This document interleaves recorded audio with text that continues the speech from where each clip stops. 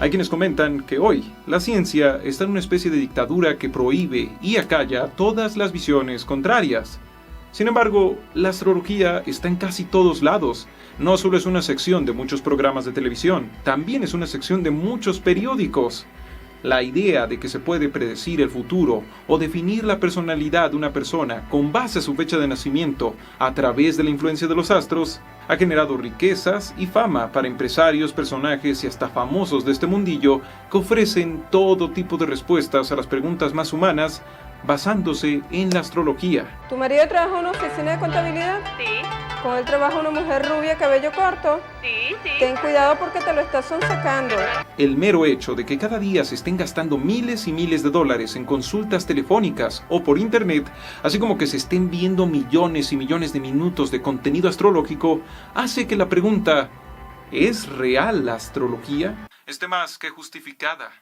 Pero no solo es esta justificación. La astrología no es solo un método de adivinación, es algo que viene con un set de ideas, creencias y demás.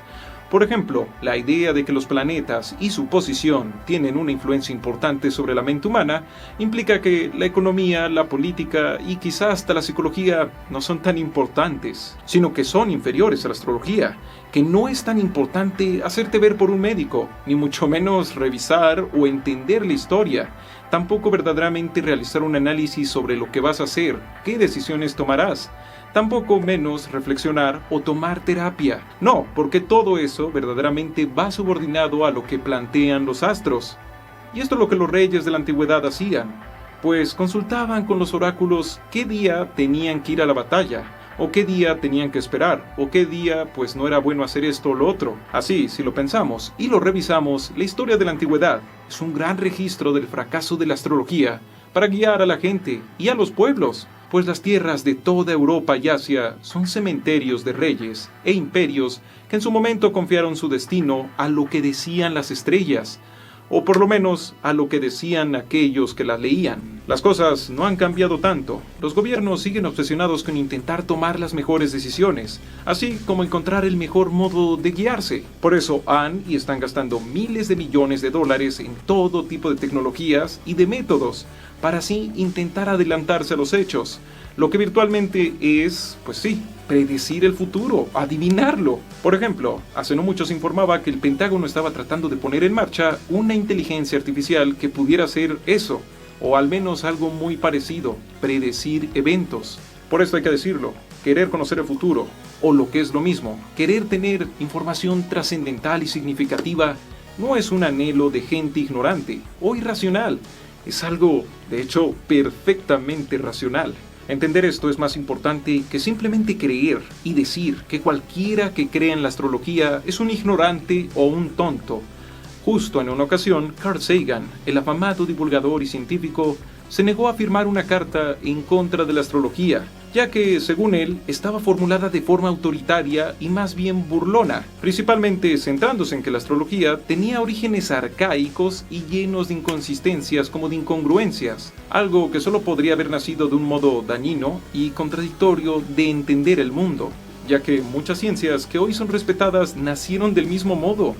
Justo durante siglos, la astronomía era prácticamente un sinónimo de astrología, y esta última era considerada incluso atea hasta cierto punto. O sea, la astrología no era necesariamente algo religioso o algo pues atado a las religiones, porque técnicamente las estrellas sí que predecían el futuro y guiaban a la gente. Técnicamente. Pues los primeros investigadores de los cielos vieron que las estrellas y su posición revelaban cuándo comenzaba la mejor época de cosecha, o cuándo llegaba el invierno. Así también, los antiguos y no tan antiguos marineros llegaban a sus destinos principalmente gracias a las estrellas. En otras palabras, sí que había razones para llegar a creer que las estrellas podían decirnos mucho, pero mucho más. Entendiendo esto, es imposible que cosas así de fundamentales para las civilizaciones no hayan marcado profundamente nuestra cultura, nuestras creencias. Las raíces de la astrología son amplias, son profundas y hasta importantes para aquellos que buscan estudiar antropología, cultura, lenguaje y mucho más. Por ejemplo, en nuestro lenguaje, en las palabras que podemos utilizar, pues ahí está la palabra considerar, que dice bien claro, considerar, ve con los astros, y ahí es que entenderás el tema. Catástrofe, que es la falta de un astro, o desastre, que es la mala estrella. Suena bastante interesante, algo digno de estudiar. El problema es que estas raíces se sumen más allá de la noche de los tiempos, más allá de donde nuestros registros pueden explorar, lo que como de costumbre hace que mucho se vuelva simplemente leyenda, especulación, un problema que puede llevar a muchos a creer que la astrología es una sola línea de conocimientos antiguos, primordiales y ocultos, que todos hablan y tratan de lo mismo, lo que hace que varios estudiosos del tema defiendan a la astrología no como una técnica de adivinación, sino como una filosofía, o incluso una especie de psicología social, pero también de psicología histórica, capaz de desentrañar y estudiar las más profundas fibras de la sociedad, de la cultura y de la humanidad.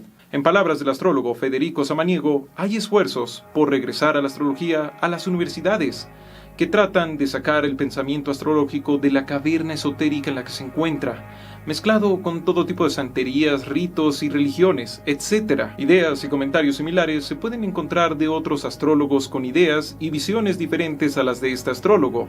Es decir, la astrología no es una escuela, no es una disciplina con conocimientos formales, sino la colección de cientos de retazos, visiones, creencias, sistemas, métodos e interpretaciones que a veces chocan entre sí y otras veces hasta se niegan unas a otras, como por ejemplo el horóscopo chino y el horóscopo occidental. Ambos plantean ideas diferentes, sobre la misma base, pero diferentes. Por eso, si uno quiere tomarse a la astrología como una filosofía digna de estudio, hay que decir que a diferencia de lo que pasa en la filosofía, en la astrología el debate crítico es poco presente. ¿A qué me refiero con esto? Si tú lees a Marx, si tú lees a Bakunin y no te gustó o tienes dudas, es común, es recomendable y es parte del ejercicio filosófico que vayan a existir cientos de obras revisando cada punto de sus ideologías, cada punto de sus postulados, a veces de manera negativa, destructiva o a veces medio neutral. En la astrología, aunque sí hay intentos de lograr esto, es poco común, y más adelante veremos un ejemplo. Siguiendo, por esto, al final, con la astrología no hay una respuesta clara, no hay una asociación o academia que reúne y regule el tema. Por eso, cualquiera puede declararse astrólogo y si tiene el suficiente carisma, va a ganar millones con ello, sin que nadie desde el lado de la astrología pueda verdaderamente desacreditarlo. Porque nunca aparecerá la Universidad Astrológica o la gran Iglesia de las Estrellas para poder refutar o negar que lo que hace el gran astrólogo famoso de turno no es astrología real o que tiene errores o que así no debería de ser. Por lo que una persona podría estar pagando un curso de tarot o astrología solo para recibir una clase donde le van a enseñar las creencias personales del profesor en vez de verdaderamente la filosofía de la astrología. Es por esto que el debate que los astrólogos deberían de estar teniendo para luchar con las mentiras sobre la astrología no es tanto con la ciencia, sino con otros astrólogos. Sí, del mismo modo en que lo hace la ciencia o en el que lo hace la filosofía, donde más que andarse peleando con las pseudociencias o las pseudofilosofías, se pelean entre ellos, lo cual termina generando pues mayores entendimientos o mayores descubrimientos. Y es que incluso al revisar el modo en que opera la astrología basándose en las constelaciones, vemos que no incluye todas las constelaciones dentro de su sistema, pues la constelación de Ofiuco no tiene su zodiaco, o sea, debería de haber 13 zodiacos, no 12. También, pues hay que decirlo, las constelaciones son solo ilusiones de nuestra percepción. Las estrellas que las conforman no están cerca una de otras, sino a cientos de años luz entre ellas. En cualquier otro sistema solar o desde otras perspectivas, no poseen el mismo sentido, no poseen la misma forma. Solo desde aquí. Frente a estos argumentos, los astrólogos se defienden de no incluir a Ofiuco o que Ofiuco no esté presente en los zodiacos al decir, textualmente, lo usamos, el zodiaco, dividido en 12 fases o ángulos de 30 grados, no solo porque 12 es el número divisor más fecundo.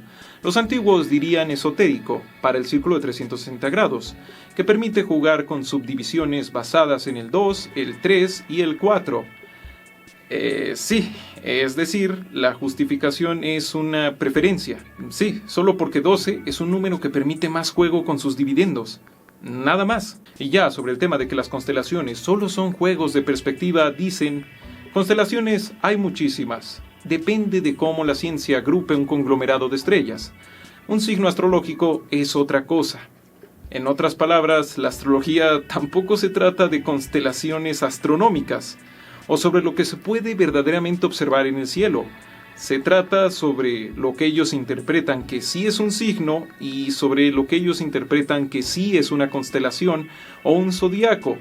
Pensando en esto, creo que es entendible que otros pueblos, que también observaron con gran detenimiento las estrellas, no sé, como los mayas, no llegaron al mismo entendimiento, no llegaron al mismo zodiaco. Sí, habríamos de suponer que la astrología es algo real, es algo independiente de si creemos en ello o no. O lo que es lo mismo, ¿por qué la astrología no ha llegado a una sola teoría, o por lo menos a teorías cercanas entre sí, o por lo menos posee grandes elementos en común sin importar el pueblo que la haya estudiado? Carl Sagan plantea otra pregunta que también levanta muchas dudas sobre la astrología, y esa es, ¿qué pasa con los gemelos? Ambos han nacido en el momento exacto, el mismo día, en el mismo lugar, y sin embargo es harto común, bastante sencillo, ver gemelos que tienen vidas muy diferentes entre sí, incluso temperamentos y demás cosas diferentes. Y no solo eso, esta pregunta se transforma en un gran contraargumento de que la astrología pueda decir algo real sobre cualquier persona gracias a un estudio que inició en Londres en el año de 1958. Donde se le siguió la pista a más de 2.000 bebés nacidos en marzo en un solo hospital, varios de ellos nacidos con apenas minutos de diferencia entre ellos. La idea de este estudio no era tanto pensar en la astrología, sino ver cómo los alteraban sus hábitos de vida y demás. Sin embargo, con los datos recabados, quedó claro que todos esos gemelos de tiempo, nacidos prácticamente en las mismas fechas, no mostraban ni un solo patrón, algo que se repitiera una y otra vez entre ellos, o algún punto en común en la historia de sus vidas. 2.000 personas, y su fecha de nacimiento no decía gran cosa sobre sus vidas, sobre sus personalidades y sobre sus futuros. Pero bueno, al final es importante entender que creer en estos temas es sencillo. Es fácil para quien sea, pues ¿quién no quiere comprenderse a sí mismo y al mundo mejor que los demás? El gran triunfo de la astrología está en el mismo lugar que en el triunfo de la ciencia.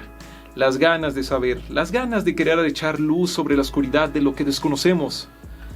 Pero sea ciencia, sea esoterismo, sea filosofía, sea lo que sea en lo que queramos creer y confiar nuestra vida, siempre hay que buscar una base, siempre hay que poner a prueba sobre si es cierto o no. Decía Sagan que el cerebro es como un músculo. Cuando está en uso, nos sentimos muy bien, porque la comprensión es alegría. Investigar, educarse, cuestionar, poner a prueba nuestras ideas debería de ser un acto común, un acto insignia de una especie que presume ser tan racional como para poder hacer la ciencia, o tan sabia e iluminada como para poder comprender designios supuestamente espirituales o místicos del universo. Si te asusta o te molesta poner a prueba tus ideas y conocimientos, no te asusta ser ignorante, te asusta no tener razón. Muchas gracias por haber visto este video.